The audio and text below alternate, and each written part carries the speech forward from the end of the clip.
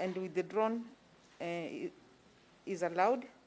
The file is marked as withdrawn. The court noted on the 26th of January 2022 that the DPP had not charged the respondent and granted the DPP a last adjournment to make up their mind to either charge the respondent or withdraw the application. And this miscellaneous application is withdrawn, the file be closed, and the cash bail be released to the depositor. The office of the DPP and the DCI have been converted into puppets because there is no reason as to why you would arrest Mheshimiwa, drag him through Eldoret, Nakuru, Nairobi, back to Eldoret, a whole month of endless trips just for mentions in a miscellaneous matter. Then you end up by saying that you have no case against him. It's a shame to that office, and I think this is something that should be condemned with the strongest terms possible. It might be over for the DPP, but for us, we are just beginning our fight with them because we have already launched a constitutional petition in the Nakuru High Court. That matter comes up for mention tomorrow before Justice Ngugi to, number one, make declarations that there has been violations of Mheshimiwa's rights. His right to dignity, his right to freedom, economic rights, even, holding his 2 million for a whole 1 month, and McHugh, that is money that would have been used for other purposes.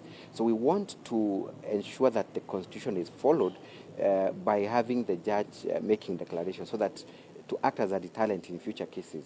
You do not just take someone and violate their rights and go scot-free. So we are appearing before Justice Ngugi tomorrow with a view of having those declarations. Yes. As a lawyer, what's... And I can only give advice to my good friend and my brother in DCI, Mr. Kinoti, because he's a friend of mine and I talk to him every time. And we even meet for a cup of tea.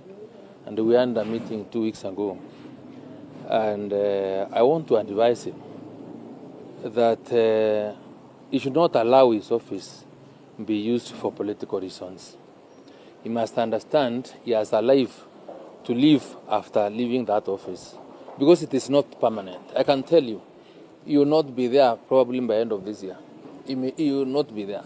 And so he needs to balance his work and the law because he is not supposed to take any signs. I wouldn't mind if there were compelling reasons to have me arrested or put in, as long as it's through the normal judicial means. I will not have a problem because I think I have the ability to defend myself for any utterance or whatever it is. But when you are arrested, when you are intimidated, when you are harassed for issues or reasons that are not necessarily connected to the changes that they would probably have preferred or just imagined, then becomes very painful. So can nothing be cautious. And I want to tell you as a brother, please don't be misused. We have a life in Meru together. We have a life in Meru as Kenyans together when you leave that office, because this is not the first time you are being used by state actors to harass me. Remember, you have framed me in a rape case. I explained to you, and you know the truth. Which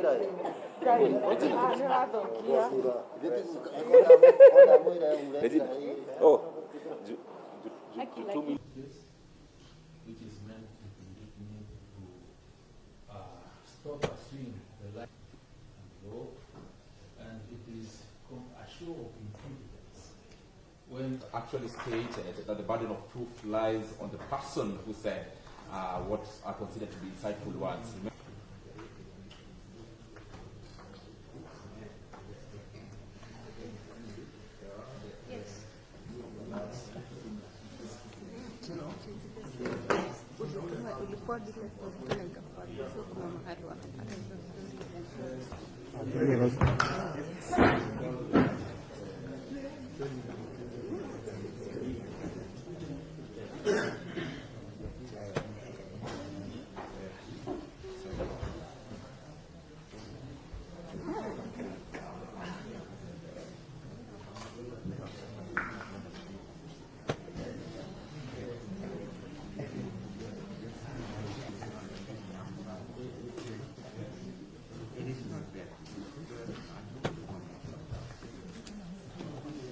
Kadi Buddha.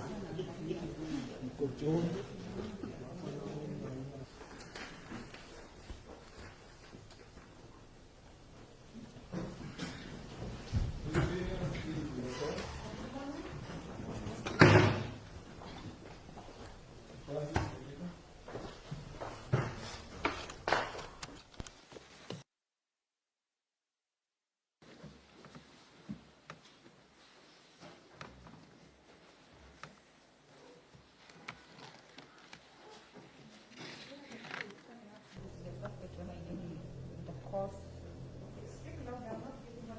I'm stating if thereafter charges are to be preferred against the suspect.